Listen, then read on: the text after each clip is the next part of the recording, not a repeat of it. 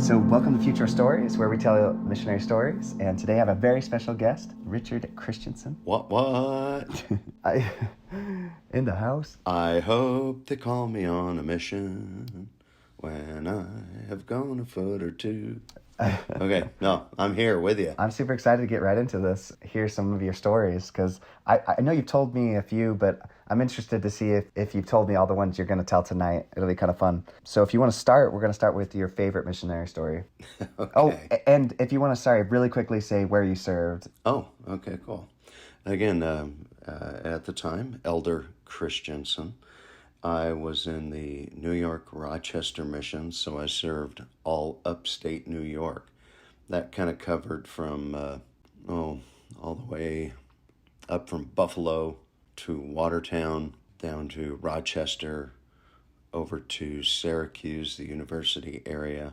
And so we were all upstate New York, which was very different from what you think New York City, which is nothing but cement and buildings. New York was very beautiful, and the beautiful thing about our mission was that we had not only the sacred grove in our mission, but not far away, also the Hill Cumorah. Oh, cool. The plates were found or unearthed by Joseph Smith after his vision. So that's where I served my mission. The mission president at the time was Marvin R. Curtis. Very good man. Interesting thing about him is that his wife was in a life before hers. She was a nun and was converted to the church. No way. Interesting. Yeah. That's what I remember about that. My mind could be fuzzy on some of these details as you asked me today, but I'll be as forthcoming as possible. Did you ever go to any mission reunions? Actually, I went to one when I was going to, they just had an all-mission reunion my first year that I was attending BYU Provo after I got home off my mission, and really didn't recognize anybody there. The people who were attending had been out on that mission, probably 10, 20, 30 years now. But I had come back and then immediately went right back up to school, so nobody from my mission was really there. There might have been one or two guys there, but other than that, I don't really remember. Okay. I didn't take copious notes about my reunion. Yeah. Well, do you keep in touch with any of the companions or people you taught? There is one. I got to throw a shout out to him. His name is The Sums. Now, I have to use a lot of nicknames because those are some of the guys I remember. His name was The Sums, Elder Summers, and it was pretty funny because we served in Watertown together. I was the district leader, and we were very creative in finding ways to find people to teach because, as you know, there's reports that you'd give every week of how many people did you teach. Well, we found that knocking on doors was not too productive, so our technique back in the day was to do anything unique. Like one of the most effective was knock on someone's door and say, hey, if you allow us to wash your car, afterwards you give us 15 minutes of your time. And after we get done doing a very nice job of washing their car, mind you, we would have a 15-minute lesson, and we would tell people about Joseph Smith, the church. Boy, and before we had left that 15 minutes, we would have committed them to baptism. That's just the way it was. And I'll tell you, when you get right to the point like that, you find the pure in heart. You find the people who are really interested and the people who are looking.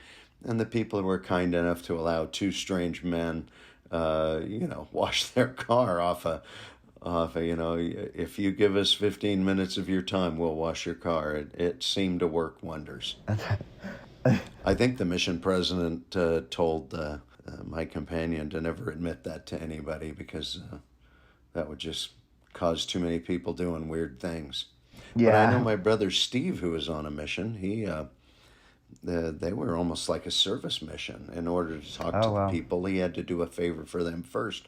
He went to Guatemala. Well, they'd help people dig latrines Oh, and wow. toilet facilities in Guatemala.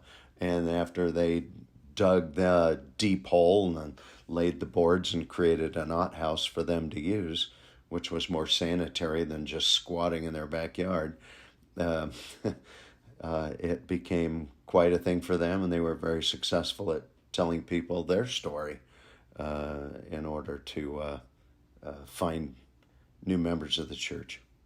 Yeah, although I did some service on my mission, I don't remember it being quite like a give and take. I mean, once in a while we like painted a school and did some stuff like that, but not nearly, I feel like, as much as it sounds like you had on your mission. What would you say as your favorite story, Dad, from your mission?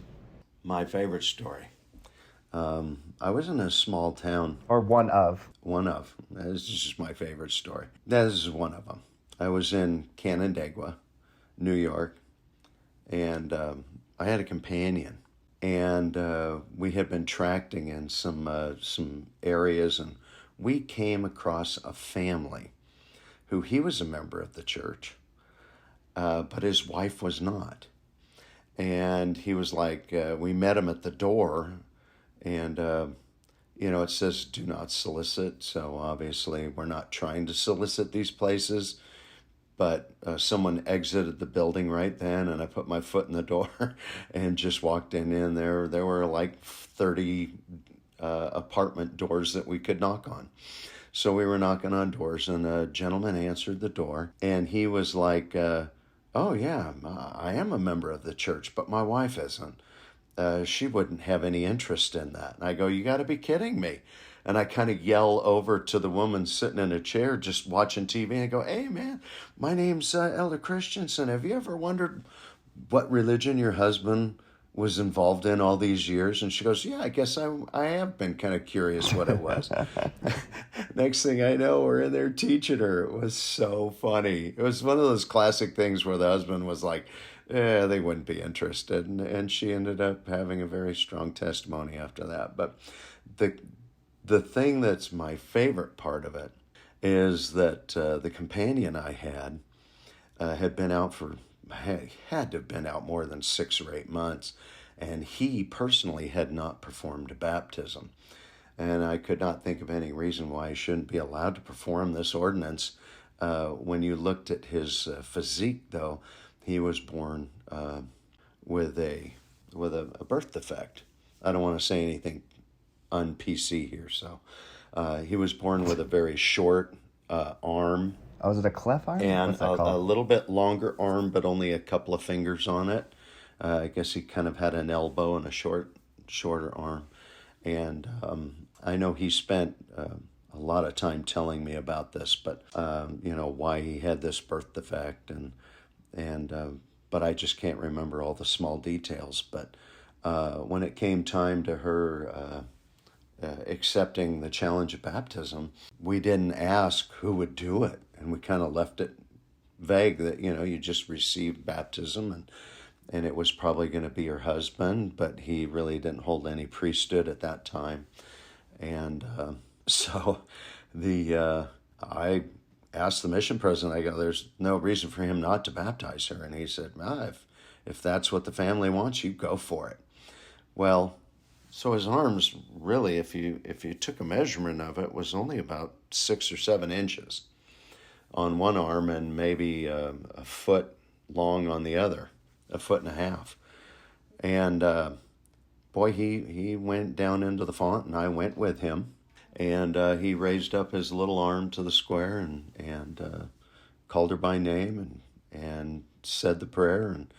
And when everybody had lowered his arm and said amen, he went to go place her down in the water. Well, he couldn't extend his arms to push her down in the water, so he just started falling over with her. Oh, no. Yeah, it was. I'm sorry. I know this is my favorite story. It should be my funny story, but it's not. He went to go push to put her down in the water. He just kind of went right over with her, and this individual and him laying there, she's kind of buoyant. Well, I wasn't going to have them go through this a second time because they were both drenched now. I just put my hands on his back and I put my hands over his back and pushed both of them totally underwater so there wouldn't be any question as to did she or didn't she get fully baptized. And the answer there would be a resounding yes. And they both came up. They're all like, and everyone in the back crowd is just, jaws dropped. But I'll tell you, there wasn't a dry eye in that crowd that day as she received that ordinance. And, they both parted ways, and I pulled the plug on the font because it was the only baptism for that day. And then we went and later gave her the gift of the Holy Ghost, which was... It was a beautiful day, and the husband, he got up and bore his testimony, and he was just like, I can't believe that my wife, I thought I knew her. And obviously he was, he's the right time, right moment, right person, right people. Spirit was strong, and it allowed her to feel the Spirit and understand what her husband did, or what he was involved with, before he met her. But interesting.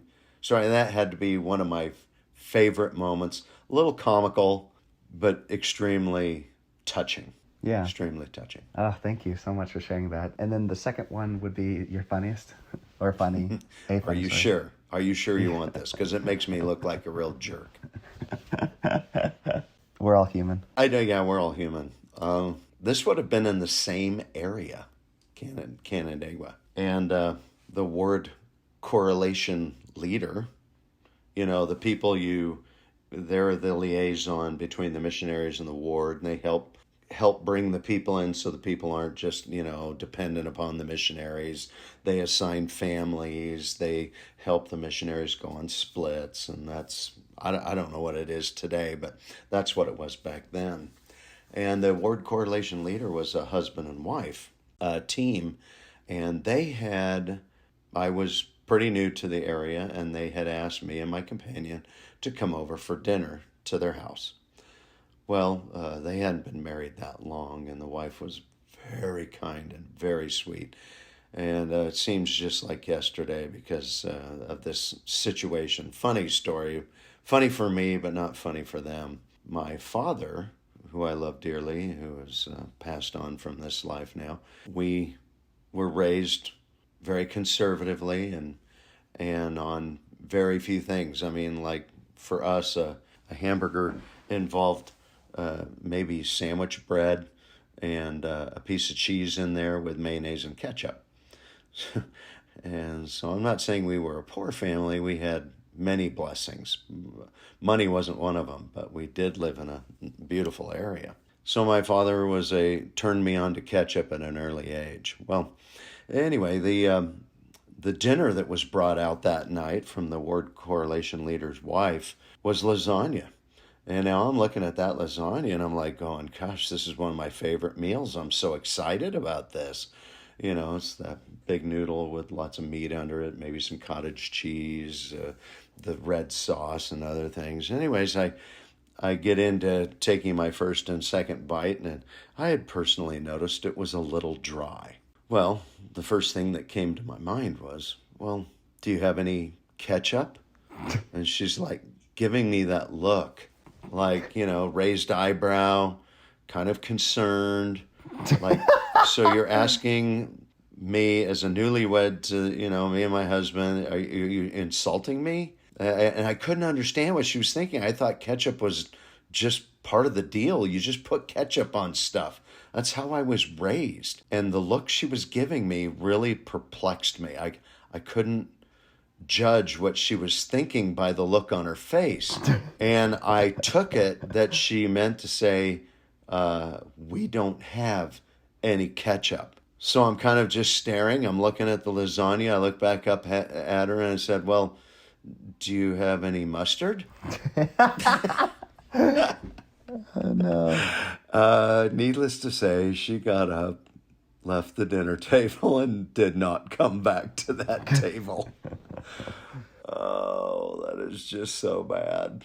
That is so bad. I know it's not the funniest story. No, Like I said, it's Dad. it makes me look like an idiot. But that, you just have to say people are different. People are Yeah. raised differently. Yes. You got to give a little credit to these 18 and 19-year-old kids that have been nothing but fed food by their parents up to that point. An 18-year-old may or may not have even gone to college yet, let alone ever live by himself, and they're not going to get the same food that your parents made you. So, yeah, cut the peeps a little slack.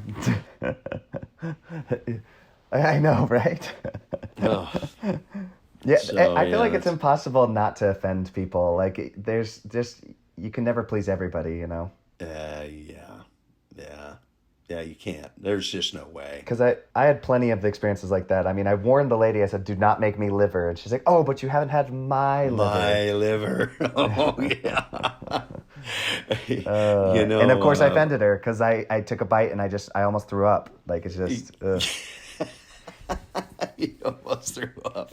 Yeah, you must have been on her hit list after that. Like, oh my gosh. Yeah. Totally understand that one for sure. But everybody's got some little quirks. Like, just, I'm learning now, like, my wife, she made waffles and chicken, and she's like, you have to eat them together. And I'm like, and I ate them separate, and it, like, upset her. She's like, because apparently that's, like, a dish down in, like, I don't know. I've never In even lots had. of places, dude. That's a huge item. Really? At the Montage Hotel in Hawaii serves chicken and waffles. And yeah, that's like a highbrow dish. How have I not grown up on it? I don't know. But I would eat them Because separate because it's because just I weird. like waffles. I like fruit on my waffles, Yeah, and me too. yeah, it wasn't something I ever made you. Oh, interesting. By the way, if somebody doesn't know, Jordan is my son. So Yeah, in case, yeah, that wasn't clear. I think I said dad a few times. okay, good. Third question was if you got a wild story. If not, we can go to Oh, spiritual. I got wild. Yeah, I know you do. I got wild crazy, and it's not that. I mean, my companion was driving, and you know, bad luck of the draw. 2 weeks in a row, we got a speeding ticket. And little did I know about driving that, if the speed limit says 40, you're not supposed to go 55 to pass a car that's going 30. And so we got a ticket for that. We got a ticket for something else. But, so I kind of felt like the police were looking out for those crazy Mormons doing crazy stuff. So, anyways, this was a crazy story that happened to me. Now, of course, I had guns pointed at me. I've had people threaten me. I never had anybody spit or throw a rock or something like that at me. But, there's a little verbal abuse once in a while. But I don't think I wore a suit and a tie that often.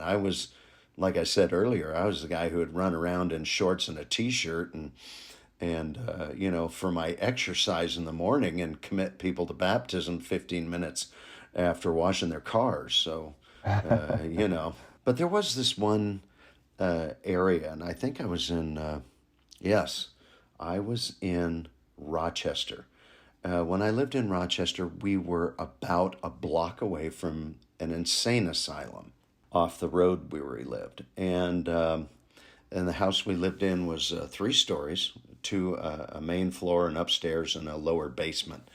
Basements to me are always a scary thing because they smell damp and mildewy and dingy, and there's always only one light for about 1,000 square feet, and nothing's well lit. So, anyways, my companion and I were out tracting, which didn't happen that often, but it did once in a while.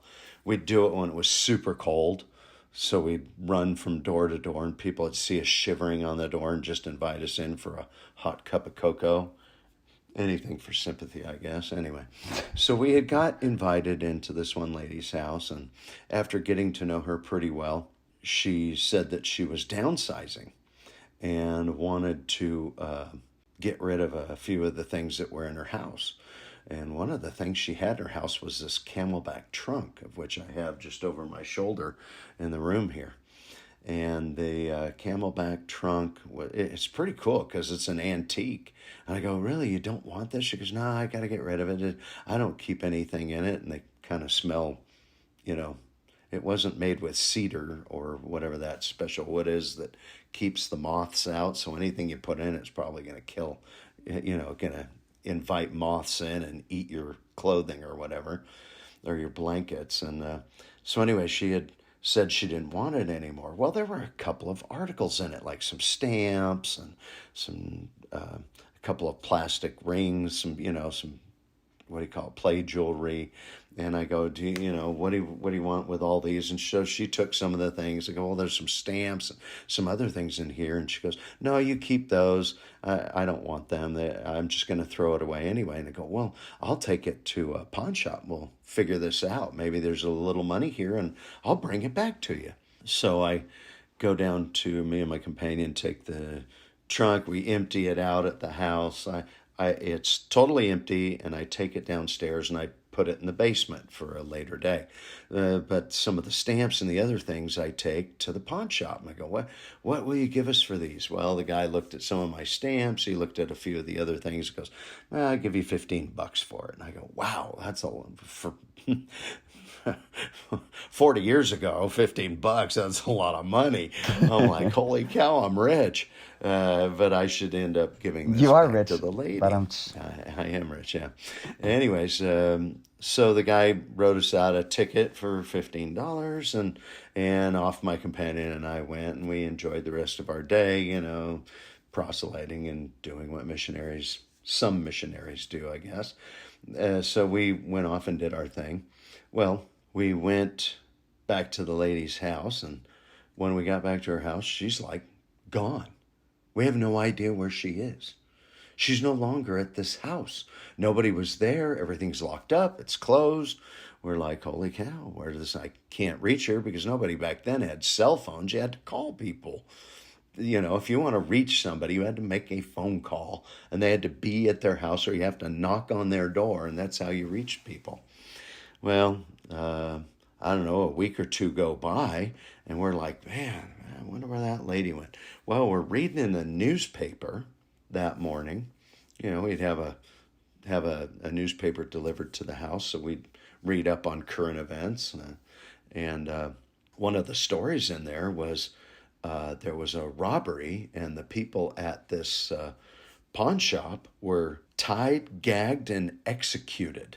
What? Now I'm thinking, when I read this story, I was in shock, and like literally moments after my companion and I read this story, a knock just like, on the door. And there's two police standing at our door. Now I'm just kind of like, whoa, what's going on here? And they go, sir, we've noticed that your name, address, and information was at this pawn shop. And we were like, yeah, I just read that story. And they go, well, can you tell us why you were there and what has happened? And I was like, yeah, that was about 2 weeks ago. They go, and they were ensuing that we were like casing the joint. I mean, their questions were very directed at like, we think you're the guys. Oh, you're the geez. guys who got 2 speeding tickets. You're the guys who are always getting in trouble, and we don't like your kind. And that's how I felt. And I'm like going, no, man, let me tell you the whole story. And there's this lady, and her name's yada yada, and she gave us this trunk, and it had some stuff in it. We emptied it out, and we took it to this. And they go, well, we'd like to collaborate that story. Let's call her. Well, the lady didn't answer phone again. She's still not home. And I'm just like, oh my gosh, this is freaking me out. And he goes, well, let us see this trunk you're talking about. And I go, well, great, there's nothing in it. It's down in the basement. Let's go down there. So I go down to the basement, and I had shoved it up against the wall, and the lid was turned around backwards. So I went to go grab it and slide it away from the wall. And instead of being the 20, 30 pounds that it was, it now weighed 200 pounds. I could barely slide it away from the wall. And I'm thinking, a bead of sweat builds up on my lip, and I go, holy cow, I'm getting framed here. That's exactly what went through my. Someone is trying to frame the missionaries, and I'm going to be the goat, and I'm going to get slaughtered right now, and they're going to pin me on the ground and handcuff me. I literally pulled that thing away from the wall like it still only weighed 20 pounds, and I slowly start to raise the lid because, man, if there was some dead body in there, I was going to freak out. When I had opened up the door, there were magazines in it. And that's all it was. Oh my gosh. The landlord of the house was cleaning up and just took that and put their magazines in. Oh my gosh, that freaked me out. Well, never did a follow up or heard why those people were killed at the pawn shop, other than it was just a robbery gone. You know, it's just a robbery, a bad robbery. And the people, hogtied the husband, the wife, and actually a child or two, and killed them all. It was very unfortunate. So it was a horrifying story to read. It was and having the police show up at my house moments after we read the story, and then being freaked out that the chest was heavy. Now, I mean, I had so many thoughts racing through my head, and so what, to me, was that a crazy story? I'd have to say, yeah, that was one of my crazy stories, because it wasn't just a moment or a knock on the door or someone pointing a gun at you telling you to go away. This was an involved, elaborate, detailed story. Now you're thinking, well, whatever happened to that lady that gave you the trunk and was downsizing? She was just out of town, for crying out loud. But man, not being able to get a hold of her, nobody to collaborate our story. Yeah, I sweat bullets. I was sweating pretty bad. I bet. So that would be my crazy story. I'd say that qualifies as crazy. That qualifies as pretty crazy. Moving on to a spiritual story, kind of break that tension. Spiritual story. Well, this is a story of faith. Okay. I have to elaborate on that for a second. Like I told you, when you go to Buffalo, New York, or anywhere in those upstate, man, I'll tell you, it is cold. It is icy cold. And the homes are usually 2-story. And if the people upstairs have made a separate living quarters out of that, they usually put the staircase on the side of the house, and it would go upstairs, enclosed in there, but it was a separate staircase. And it would get up to the top of the staircase, and there'd be a loft up there, and people would live up there. Well, one of the members of the church lived upstairs, and we had come there. We were invited in, and we were just like, hey, we're the elders. We want to introduce ourselves. Some of the people were who might have been less active. We'd go up there and get to meet them, and we'd try to encourage them to come back out to church. And she got us drinks. We're sitting at the table, and I said, when you brought us upstairs, I had noticed that you had a gate at the top of the staircase. And she goes, oh yeah, when you came in, I have a little 1-year-old baby, and that's to stop the child from falling down the staircase. I mean, within 10 minutes of us sharing thoughts and sharing story, all of a sudden I hear, and I saw that lady's eyes just get as big as silver dollars, and screaming. And there must have been 20 stairs, and she literally only hit 3 of them on the way down. She just, like a gazelle, hit 3 stairs, made it to the bottom staircase. The baby wasn't making a sound or a move. She picked that baby up and looked right into its face, screaming, and then the baby started crying. Oh my gosh. Well, she had forgot to put the gate back up after we had come in. And I felt horrible about that, but she just sobbed and sobbed. And this went on for, maybe 15 minutes before she could control her emotion. And come on, you're 19, you're 20 years old, you're just young, maybe there's some guys who are more mature than I was, but I felt like I was just kind of a young punk.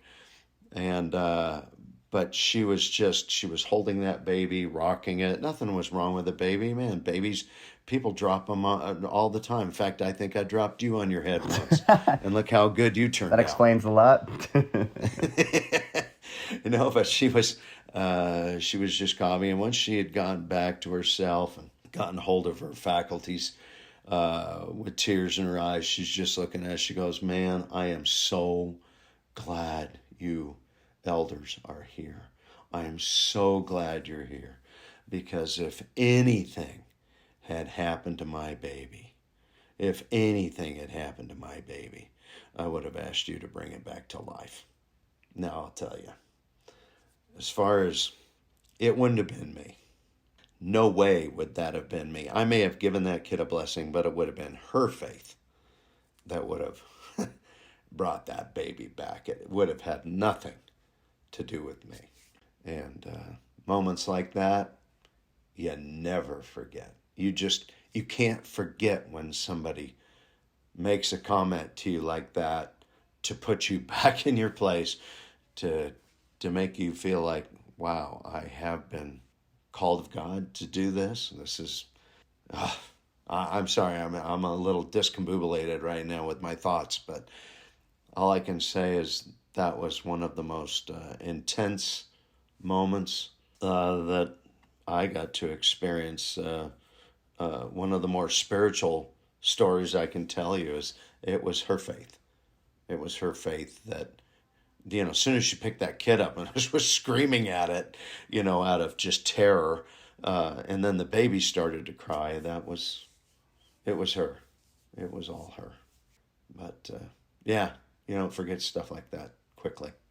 That stays with you and has stayed with me for 40 years, like it was yesterday. Yeah, it's kind of a self-reflection on of oneself, like where's my faith at? It happened early in my mission too, where a lady asked me to give her a blessing, and I just didn't know if I had the faith to cure her, but she was cured. But I was thinking to myself too, it must have been her faith, because I just didn't know that early in the mission. It wasn't until later in my mission that that faith grew. That's a beautiful thought, man.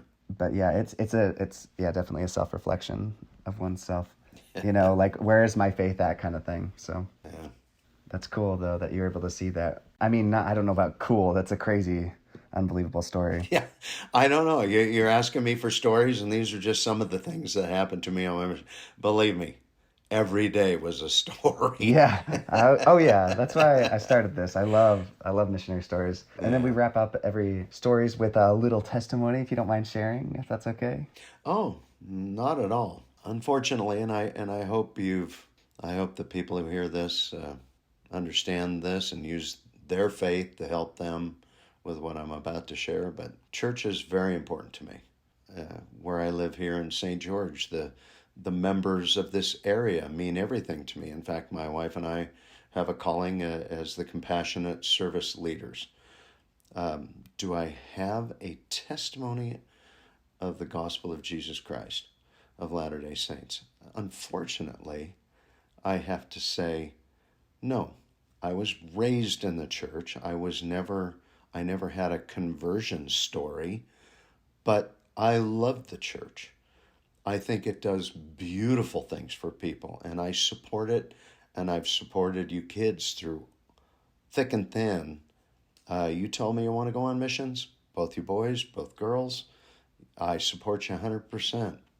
You want to get married in the temple, I support you 100%. Now I might have to hang outside and wait, but that's not what it's about. It's about you've been blessed. Your gift is that you have the gift of the Holy Ghost, and it's spoken to you. It's told you something. Now there may be people who are just like me, but I know this for sure. You can't be bitter because it's not one of your gifts, the gift to have the Spirit speak to you. But maybe you have other gifts that can help people just as well. And so if you were to say, Rich, what's your testimony? I would say that my testimony is when I do good, I feel good. And when I do bad, I feel bad. So I choose to do good. And that's my testimony. And that, and Jesus Christ came here upon the earth and this is the new commandment I give you, to love one another. I believe in God. I believe in Jesus Christ. That my faith allows me to handle that much, and so I'm going to be the guy who loves people, and I'm honoring that commandment. So I feel like I'm doing a good job. Again, I love the church. I think it does beautiful, special things, and when COVID hit, it's kind of funny because my bishop, he's got a great sense of humor, and when they told people that they couldn't come to the chapel anymore, he just goes, Richard, I know what you are. You're an early adapter. You're an early adapter. That's what you are. You had this before anybody else did. And I go, well, I appreciate you making making light of it. But he knows that I love the people here, and I would do anything. In fact, we just had a service project in the chapel a couple of weeks ago where we all met, and Kelly and I were in there helping a service project, and that's just who we are. Someday, I hope that I receive that gift. Just hasn't happened yet. But I love you, and I love the people who are listening to this podcast. I hope they turn around and do good in their lives. You might not always get the answer you want, might not even get an answer, but it'll just have to be your faith, I guess, that makes you whole. And good thing I believe in Jesus Christ, because it's a good path to follow. Christianity, a good path to follow. Amen. Amen. There you go. Thank you. I appreciate that. Yeah, thanks for being on, Dad.